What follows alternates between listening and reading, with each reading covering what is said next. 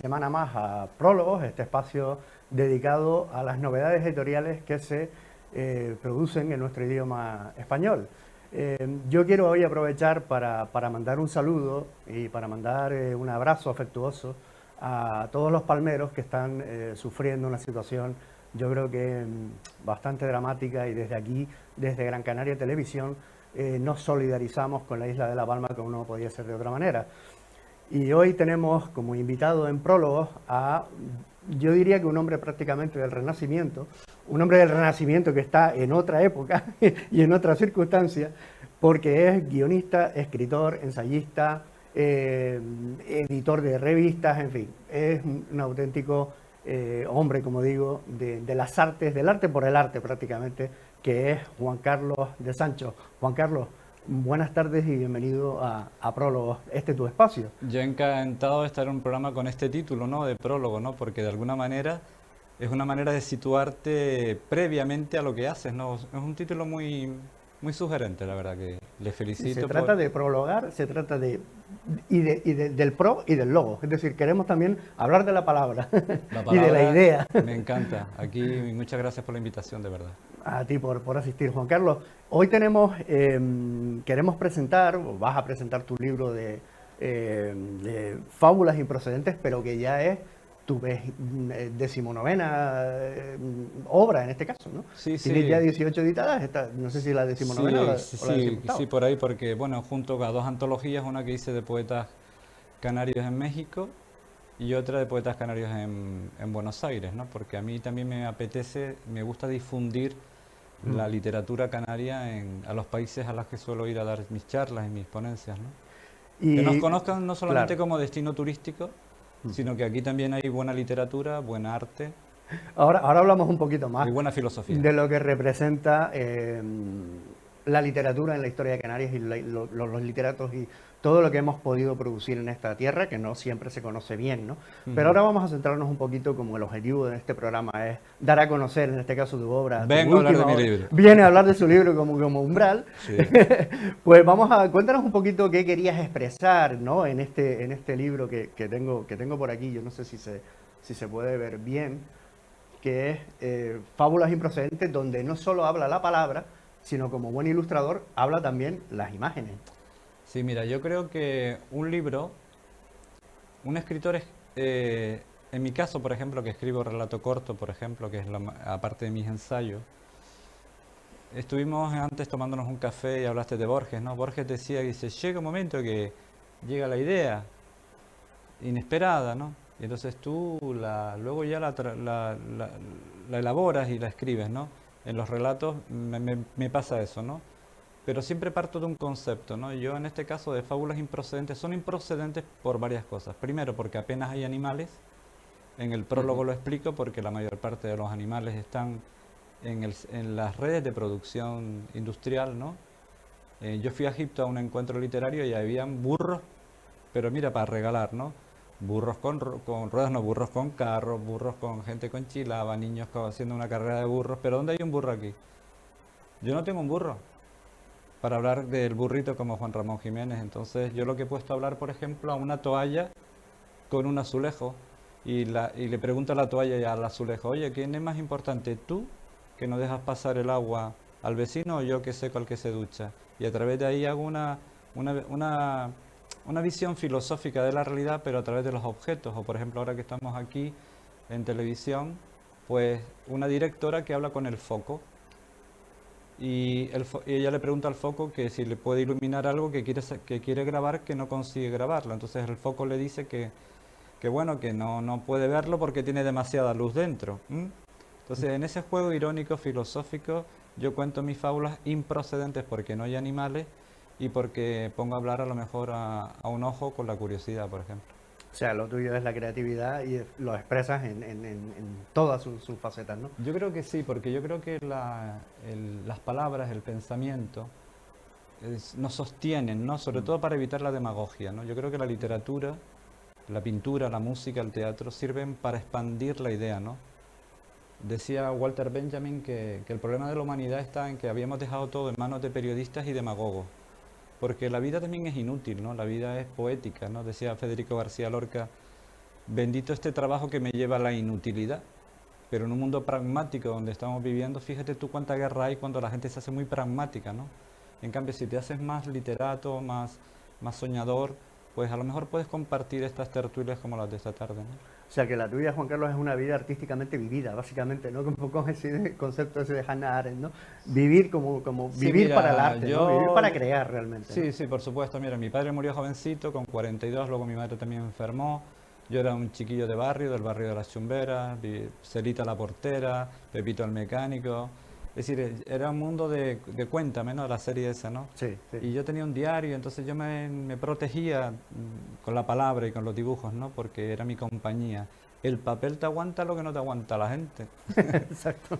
Y entonces, pues a mí me sirvió y luego un día, pues me animé, publiqué una cosa y poco a poco, pues nada, han surgido pues mis libros y mis viajes, porque lo que yo quería era viajar con mis libros por el mundo, ese era mi sueño de adolescente. Porque, Juan Carlos, tu trayectoria relacionada con la cultura, en este caso con la cultura canaria, ¿no? En especial, porque luego Sí, ya hablaremos que tienes unos proyectos muy interesantes también con la Macaronesia y con sí, lo que representa el concepto de isla, sí, que es muy importante en tu literatura y en tu pensamiento, pero tú tienes una trayectoria vital, por ejemplo, la revista Puente Palo, ¿no? sí. O una entrevista con Cortázar, que me contaste que yo todavía tenía 7 o 8 años y tú ya estabas entrevistando a Julio Cortázar nada más y nada menos. Cuéntanos un poco cuál ha sido esa relación tuya con la cultura de Canarias y espero que tú lo quieres siempre hacer como Yo con un siempre he concepto creído universal, que, mira, Eduard Glissant, que es un poeta de Martinica, ¿no? él cree en las culturas de influencia o las culturas visitadas, ¿no? Los archipiélagos somos culturas visitadas. Aquí han estado los genoveses, los ingleses, Sí, los portugueses. Bueno, tú como creo que historiador, sí, sí, sí. sí, de alguna manera somos una cultura mestiza, pero con identidad propia, ¿no? Es decir, Sí. el mar, el horizonte. Y entonces a mí, yo siempre eché de menos que nos conocieran de otra manera afuera, ¿no? Y entonces fundé con un grupo de amigos la editorial Puente Palo. El Puente de Palo que estaba frente al Teatro Pérez Galdós, y cuando venía Margarita Sirgu y otros grupos al antiguo Tirso de Molina, que eso luego se llamaba el Teatro Pérez Teatro Galdós, Perigaldo. pues se reunían en el Bar Polo que estaba allí. Y entonces buscando el nombre de una revista que pudiese significar un puente de Canarias con el exterior, fundamos la revista Puente Palo, revista de artes y letras, ¿no? Y de literatura, ¿no? Y de arte, ¿no? Y bueno, ahí entrevistamos al Joglars, a Lindsay Kemp, y luego yo tuve la fortuna de que estaba en Madrid Julio Cortázar y se lo entrevisté y me mandó la entrevista desde París, porque él se iba esa noche a París al día siguiente y me mandó desde París todas las respuestas a mis preguntas que yo le hice, la tengo en un cassette y la pasé a CD, o sea que estoy también ahora, después de 40 años que le hice la entrevista, yo creo que ahora es el momento de publicarla. Siempre me dio un poco de vergüenza publicarla porque él me la regaló y yo no quise hacer negocio con eso, ¿no? Pero bueno, sí que me abrió puertas porque gracias a que entrevisté a Cortázar, luego Saramago que nos echó una mano también en otro libro que escribí, pudimos presentar una editorial canaria por primera vez en la Feria del Libro de Guadalajara, en México, un libro editado aquí en Canarias, que era la primera vez que una editorial pequeñita, no las grandes, que venían hasta las chicas con patines y bandejas y nosotros íbamos con bolsas de plástico, pero estuvimos en la Feria del Libro de Guadalajara en el 2004.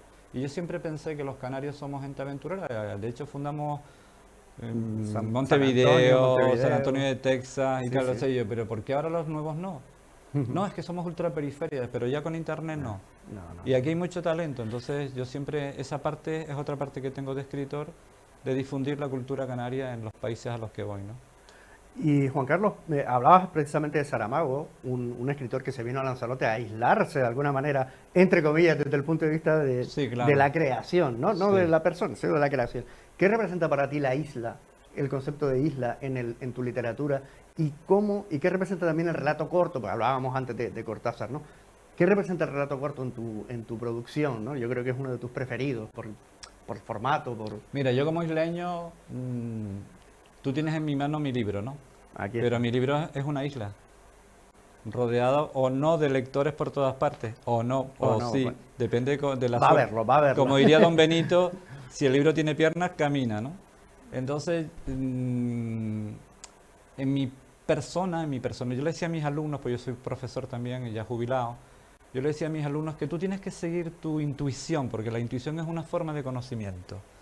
Y entonces hay gente que es fragmentaria hay gente que es capaz de estar 5 años creando, o 8 años como Gabriel García Márquez, la, una novela, pero mi mente, como es muy curiosa, yo estoy siempre así, ¿no? Yo creo que en la otra vida fui pulpo, ¿no? Yo escribía con una mano, con la otra y tal, entonces yo escribo fragmentos y cada cuento de alguna manera es una pequeña isla que hay que contarla con una exposición, un nudo y un desenlace de página y media. Es muy difícil, es un género muy complejo, ¿no?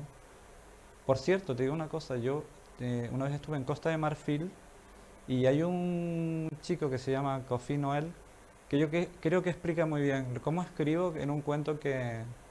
Vamos a precisamente, porque tenemos la Porque yo creo que te posibilidad de... contesta mejor él que yo. Perfectamente, tenemos la posibilidad de ver cómo en este caso, en boca ¿no? de Kofi Noel, cuál es tu literatura, porque va a leernos un fragmento de un poema, perdón, No, un cuento de un otro cuento libro. Que se llama Fragmentos, ¿no? En Fragmentos, este caso. sí. Pues si lo podemos introducir el vídeo, por favor, sería estupendo para... El fragmento de Juan Carlos de Sancho.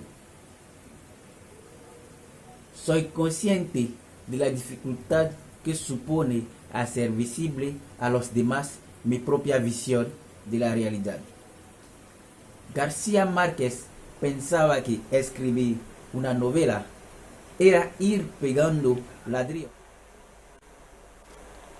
Bueno,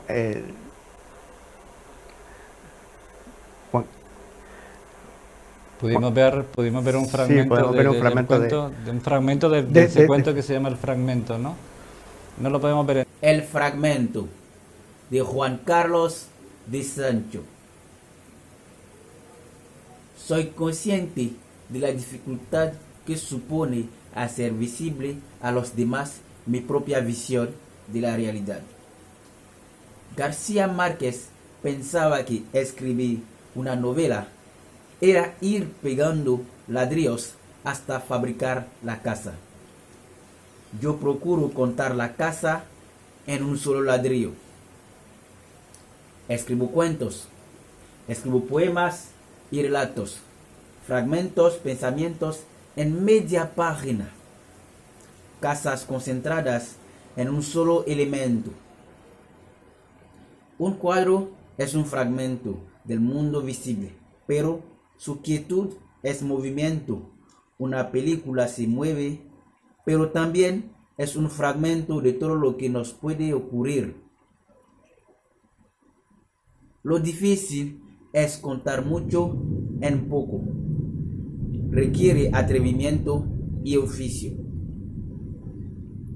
Una estatua delgada de Giacometti, un poema de Esenin, un buque de Turner atravesando la neblina, un haiku de Masaoka Chiki o Yamaguchi Sodo, son piezas que representan la complejidad del mundo, una puesta en escena de una visión encendida, aparente sencillez para algo difícil de contar en largo.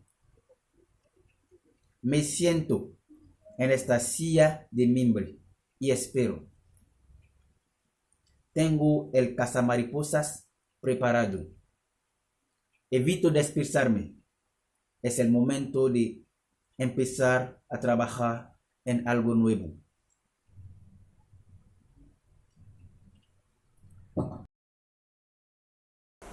No pasa nada. Juan Carlos, Lo importante del lo que quise contar en ese cuento es una frase muy concreta que Kofi la lee muy bien, y es que Gabriel García Márquez decía que escribir una novela es ir pegando ladrillos ujú. hasta que creas una casa.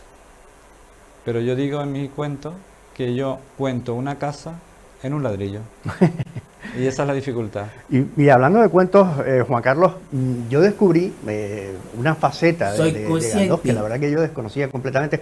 Tampoco que sea conozca la obra de Galdós como la conoces tú, pero también tiene unos cuentos absolutamente maravillosos, Sí, que, sí. que no tienen nada que envidiar, sinceramente, ni a los de Poe, ni a los relatos cortos de Becker. O sea, es una fantasía desbordante, ¿no? ¿Qué representa Galdós en tu obra? Porque yo sé que tú eres muy galdosiano, ¿no? Pues mira, soy bastante galdosiano y de hecho hace 2 añitos estuve en la Universidad de Boston Ujú. dando una conferencia que forma parte de mi libro Galdós Responde. Y hay otra parte que es los cuentos de Galdós, ¿no? Yo creo que don Benito Pérez Galdós es un... Hay gente que tiene talento y hay gente que es sabia. Galdós era un hombre sabio, no solamente tenía talento, sino y encima era un sabio con la socarronería canaria en toda su obra, porque él sabía que el humor era una forma superada de la inteligencia, como diría Claro. Valle Inclán, Claro. el que por cierto el que le llamó garbancero. Claro, porque él escribió de una manera sencilla, de hecho en su funeral, en su entierro fueron 30.000 Sí, sí, personas. las imágenes son que claro, muchas veces nos dicen, no, es que ahora, es que antiguamente no se leía, antiguamente no había cultura, pero realmente tú ves las imágenes del cortejo fúnebre de Benito Pérez Galdós por la Puerta del Sol, estaban a reventar, tú ves las imágenes, son asombrosas. Yo creo que ningún escritor a día de hoy podría conseguir, pero ni de lejos, ¿no? Pero- un apoyo popular de esa magnitud. Ya, ¿no? pero yo creo que sí, pero todavía no lo hemos leído del todo. Pero ¿sabes por qué? Porque él no se sacudió el polvo de su tierra, no, no, no. A él lo sacudieron por decir lo que dijo, Ujú. porque fue anticlerical. No, no, él respetaba las creencias de cada persona.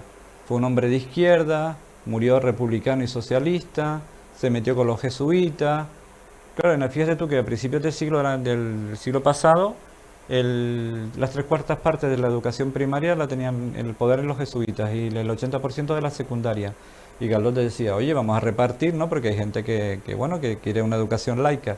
De hecho, Electra fue un escándalo en 1901, que la estrenan dentro de poquito en el Teatro Ujú. Pérez Galdós, porque argumenta en esa obra la importancia de la electricidad de alguna manera, ¿no? Que representa la metáfora de esa obra, ¿no?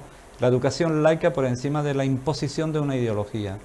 Yo creo que Galdós, incluso en los episodios nacionales, demuestra el veneno de la política, ¿no? La intolerancia que se mantiene a través de los siglos en España. Tenía una frase que me llamó mucho la atención, de que decía: llegará la democracia a nuestro país, pero tardará 100 años en instalarse, porque somos una monarquía teocrática. Y él quería crear puentes. Misericordia es el puente. Ujú. Si no hay misericordia, hay guerra. Si no hay tolerancia, hay guerra. Galdós era, sobre todo para mí, un ser bondadoso, un ser que todavía la gente no lo conoce a fondo. Entonces mi libro, Galdós Responde, Sí, sí. es un poco reivindicar su figura y que lo leamos más, porque aparte, como dijiste tú antes, es muy entretenido, es fácil de leer. Sí, sí, sí, sí. Y hay una anécdota que me contaste cuando estábamos antes tomándonos un café para preparar un poquito la entrevista, muy graciosa, ya que estamos en Telde, porque este programa se hace en Telde, con un teldense y que habla un poquito de ese carácter canario socarrón que tiene don Benito, que tú quieres reflejar, ¿no? De alguna manera. Sí, sí, sí. Él era muy amigo de Fernando León y Castillo, que habían sido compañeros de estudio en el San Agustín. Él le consiguió muchos contactos en Madrid e incluso con la reina Isabel en Francia, en París. Y entonces él le dijo, dice, en esa circunstancia, Benito, nunca te olvides de la ley del Mauro Canario. Ujú. ¿Te la digo? Dímela, dímela. Pues León y Castillo, que aquí en Telde tiene un museo, igual que Galdós tiene el suyo en Las Palmas, le decía, la ley del Mauro Canario, del mago, del campesino, Sí, sí, es sí, sí. paso de buey, despacito, tripa de lobo, que Sí, no sí. se te escape una, y la más importante, hacerte el bobo. Sí, sí, sí. Hombre, eso se lo aplican después a Franco. Se supone que es una frase. ¿Lo dijo a Franco? Sí, sí, sí. Es una frase que ¿Qué dice? se le atribuyen después a Por Franco. favor. Sí, sí, que está Ve, curioso. eso Era no- paso de buey, diente de lobo, ojo de halcón y hacerse el bobo o algo así. Bueno, Era no, una no, cosa no, así, pero ¿no? eso de León y Castillo... Bueno, tú don sabes que Fernando aquí León y Castillo. tú sabes que hay, no sé si hay una película o un libro que se llama El ladrón de palabras, ¿no? O El ladrón de ideas. Bueno, Juan Villoro, que es un escritor mexicano, leí hace poco un cuento donde un político del PRI le roba a un director teatral toda su artimaña teatral para poderse colocar en el mundo de la política, ¿no? Ajá. Por eso es importante que el escritor se mantenga como a vista de pájaro, que seamos un dron, ¿no? Para no perder la objetividad. Ujú. Porque tendemos, Galdós, una de las cosas que dice es que tendemos siempre un poco al dogmatismo, al fanatismo.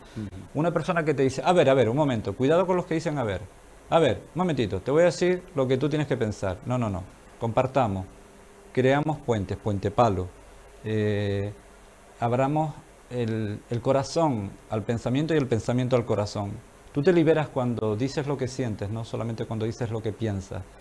Si dices lo que sientes y dices lo que piensas, estás como más compacto, ¿no? Y la gente te reconoce. Y yo creo que Galdós tenía esa capacidad.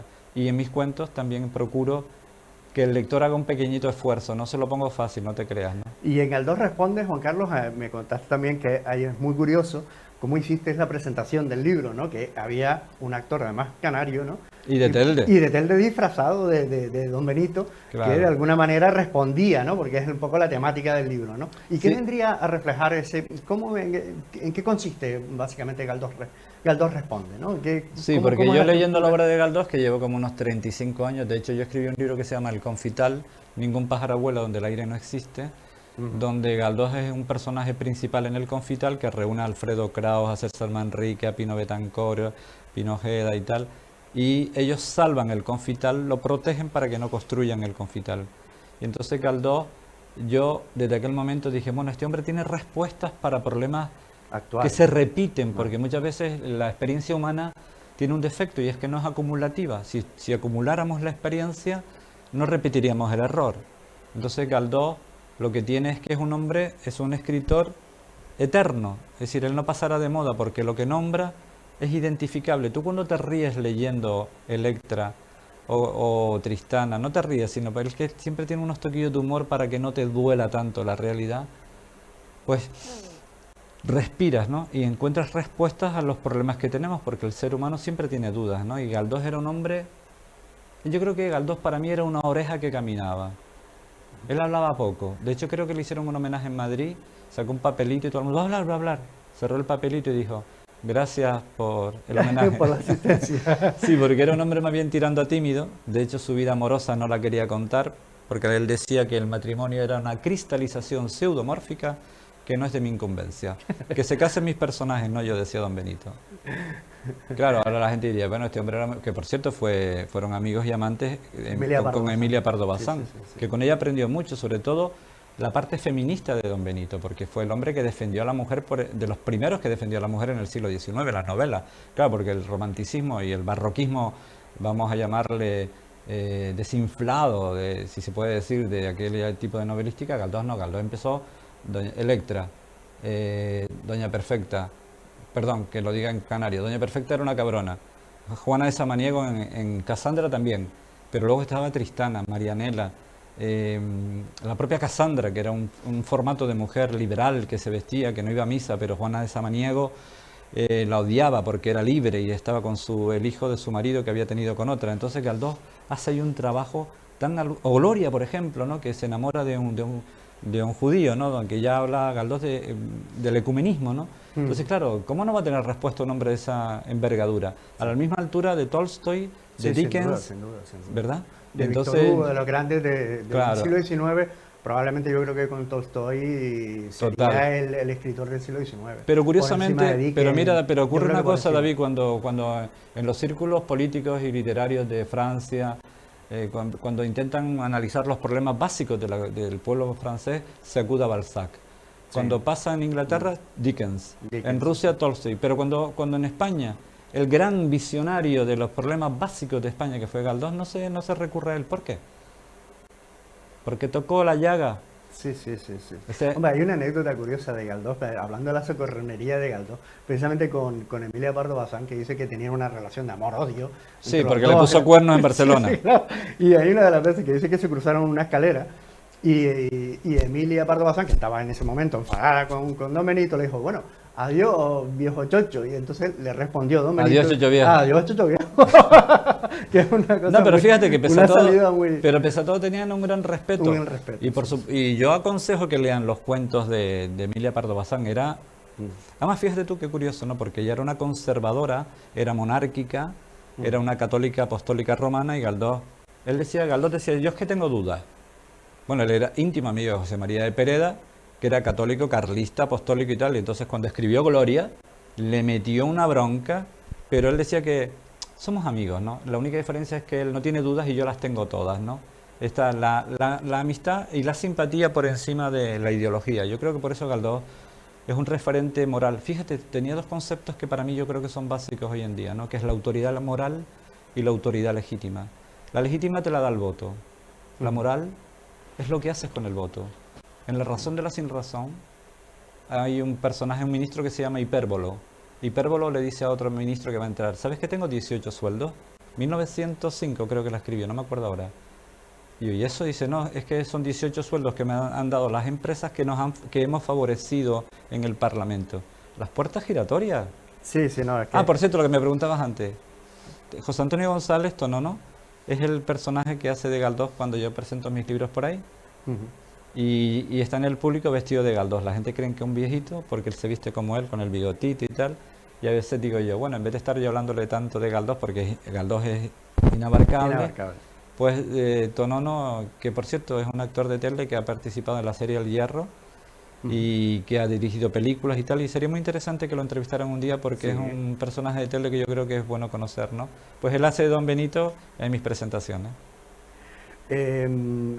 Bueno, yo creo que hemos tocado un poquito los temas, ¿no? Galdós es un escritor que tú hablas mucho también de los escritores, de los clásicos, ¿no? ¿Cuál es la diferencia entre un clásico y un escritor, digamos, al uso, ¿no? ¿En qué se podrían diferenciar? En este caso, Don Benito, yo creo que convenimos todos que es un clásico, ¿no? Se lo ha ganado a pulso. Yo creo, mira, Ernesto Sábato, recuerdo que tenía una idea, ¿no? Que él hablaba de los universales concretos. Los universales concretos son la vida, la muerte y el amor. La vida con sus contradicciones, la muerte con lo inevitable y el amor como salvación. Entonces yo creo que Galdós supo encontrar en toda esa información un estilo propio. Tú le te lees a Dostoyevsky y siempre está Dostoyevsky en la novela. Siempre es la conciencia de él. Sí, sí, ¿no? en cambio, Benito se alejaba, te ponía los personajes, Máximo Manso, la educación, Electra, la intolerancia, Casandra, la intolerancia, tal.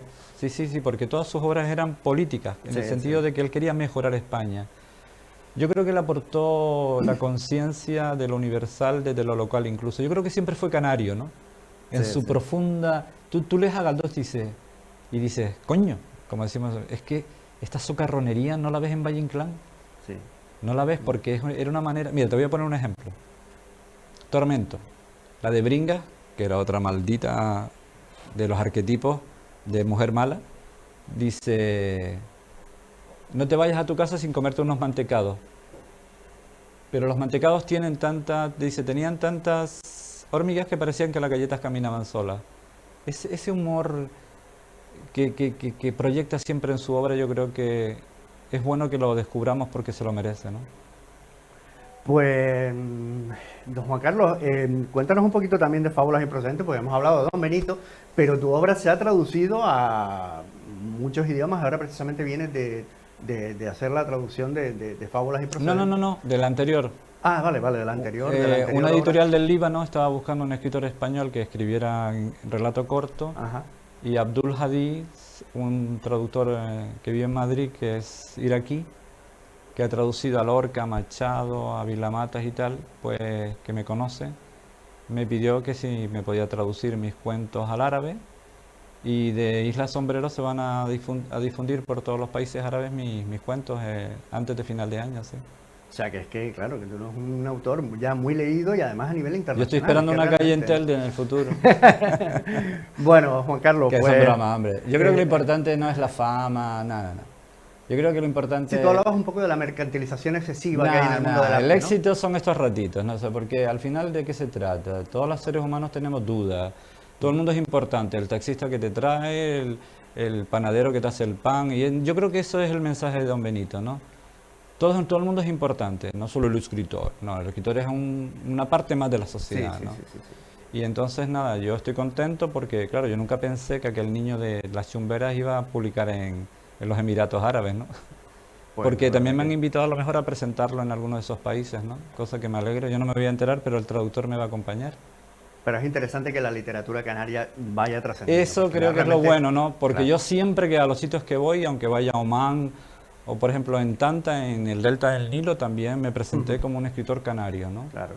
De las Islas Canarias, y cuando estuve en Costa de Marfil también me identificaba como que éramos también africanos, geográficamente por lo menos, culturalmente no, pero que yo decía en broma que no, que la piel me había hecho la operación de Michael Jackson y por eso tenía menos color, ¿no? Bueno, pues yo creo que ha quedado claro que estamos ante un creador por encima de todo, un hombre polifacético, un enamorado del arte, un enamorado de la creatividad, y yo les recomiendo esta obra de Juan Carlos de Sancho, Fábulas improcedentes, una de las muchas que ha escrito, ya es la 18ª, ¿no? Sí. Y yo creo que lo mejor que podemos hacer para que la gente pueda un poco entender cómo es tu obra es dar paso a un vídeo que además aprovecho porque ya será al final de este programa de prólogos, este segundo programa de prólogos, donde Esther Brito, una actriz canaria, va a leernos un cuento, un relato corto de Juan Carlos que se llama René Magritte y la pipa, porque además coincide con una exposición de Magritte, creo, en Madrid, ¿no? Sí, que es curioso, ¿no? Que este cuento que seleccioné para este programa coincida con la exposición de Magritte en la Thyssen-Bornemisza, en el museo, ¿no? Y de paso aprovecho porque el 14 de octubre, si están por Madrid, presento en la Biblioteca Eugenio Trías del Retiro Fábulas improcedentes con actores canarios y de la península, porque una de las cosas que a mí me gusta es presentar mis libros con actores, ¿no? Para que la cultura se abra. Sí, sí, sí. Y que no seas el típico académico que viene a hablar del libro. No, a mí eso no me parece un poco aburrido. Entonces yo me siento en el público y ves a los actores interpretando tus cuentos y aprendes de ellos también porque ellos lo leen desde su perspectiva, ¿no? Es decir, que ese proceso de aprendizaje que yo le decía a mis alumnos, ¿para qué escribí, profe? Y yo qué sé, para ser más feliz, ¿no? Para no oxidarte. Efectivamente. Pues con René Magritte y la pipa en boca de Esther Brito y con el guión, porque también es guionista, y en este caso de un cuento, un relato corto de Juan Carlos de Sancho, nos despedimos de este segundo programa de Prólogos. Hasta la semana que viene. René Magritte y la pipa, por Juan Carlos de Sancho. René Magritte opina que la realidad nunca es la misma. Además, no es lo mismo contemplar el mar sin dolor de estómago que con molestos achaques. Cavila René. Tampoco disfrutar de un cielo naranja en plena ofensiva creadora que en periodo de vacaciones, considera Magritte. Pinta Magritte con deleite. Se huele esta fábula, imagina esta fábula, la pinta antes de que yo la escriba. Está eufórico. Piensa, pinto una pipa y en el mismo cuadro escribo esta leyenda. Esto no es una pipa. René es un tipo inteligente, mucho más inteligente que esos sesudos filósofos que escriben libros que nadie entiende. Y que lo entienda quien lo quiera entender, apunta Magritte a un menguado viandante que ha colado su enorme cabeza por la ventana del atelier. El intrépido Mirón fuma en pipa. Lo que no sabe Magritte es que el Mirón cabezón es un filósofo de baja reputación, además de un chivato intelectual. El Mirón soplagaitas envía un telegrama a la AFP, Asociación de Filósofos Pasmados, con la siguiente advertencia. Un tal René aclara el entuerto básico de la metafísica, pintando una pipa y con una sola frase debajo. Stop. Ha invadido nuestra pitanza. Stop. A por él. No hay otra. Stop. 2 días después, aparecen 12 filósofos fumando cada uno en su pipa correspondiente. Rodean el atelier de Magritte, soltando grandes humaredas en dirección al cuadro de la pipa. Todos tienen un claro propósito. El arte pictórico nunca podrá sustituir el discurso teórico más vasto, rotundo y profundo. Magritte respira a duras penas, confundido, espantado por tanto disparate y energúmeno reunido. Con la llegada de esto no es una pipa al mundo del arte, se han abierto túneles de conocimiento en el achicharrado frenesí de críticos, pensadores y pintores sin perspectiva. René sabe que su pipa atravesará fronteras. Ha venido para quedarse. 2 años después, retornaron los 12 filósofos fumando 12 canutos de marihuana frente al atelier de Magritte. René, colocado por el humo perfumado, pinta un cigarro de marihuana incorporando esta sentencia. Esto es una pipa. Por mi madre que es una pipa. Querido lector, esto no es ni por asomo una fábula improcedente. Tampoco una pipa ni nada que se le parezca. No hay finales felices para estas anuencias literarias que no llevan a ninguna parte. Y no te chives, entrometido, que te veo venir. Esto no es una fábula.